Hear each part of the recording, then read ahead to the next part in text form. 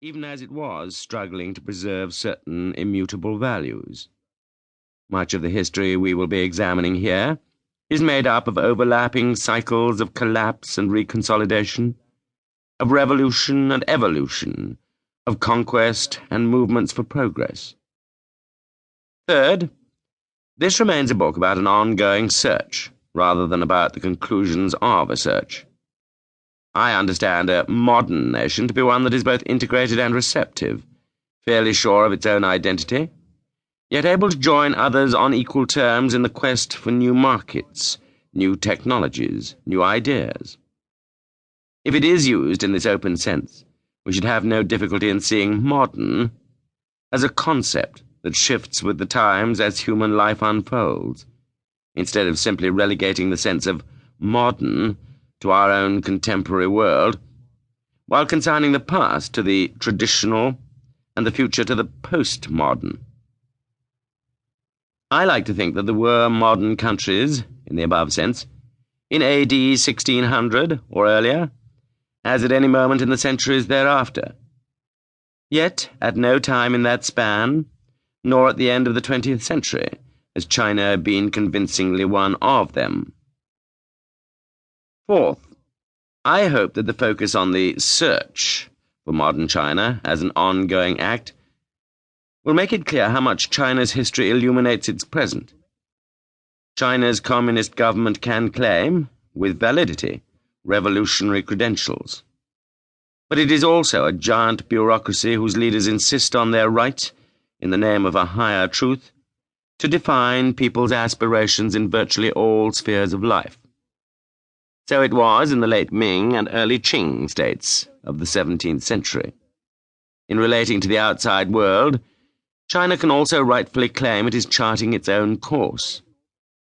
But in attempting to adapt certain aspects of advanced foreign technologies to solve its own pressing needs, while preserving its people from corrupting influences, it is re-exploring ground surveyed with care in the 19th century.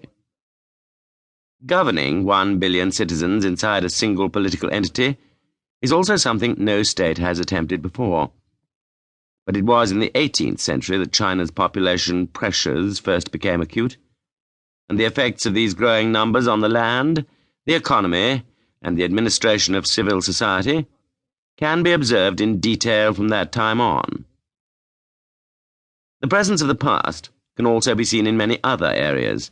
The customs and practices that ensured the low social and economic status of women, the educational methods that were used to instill in children certain patterns of generational deference and concepts of obligation, the power of the family as an organizational unit, the ability of certain people within local communities to gain and preserve an abusive level of control. All of these aspects of Chinese society and culture can be seen in various forms from 1600 onward.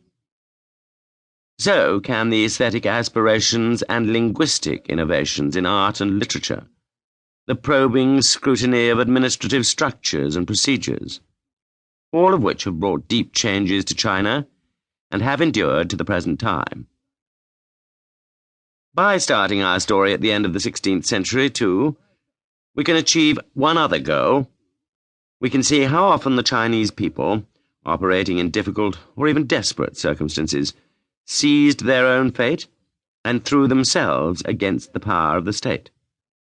We can see how in 1644, again in 1911, and yet again in 1949, disillusion with the present and a certain nostalgia for the past could combine with a passionate hope for the future to bring the old order crashing down, opening the way for an uncertain passage to the new.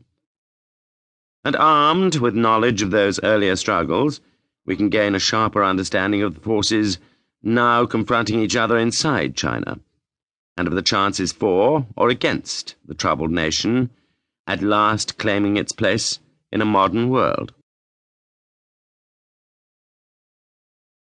Acknowledgements.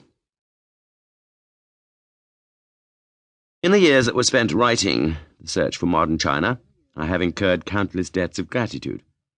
My deepest is to my Norton editor, Stephen Foreman.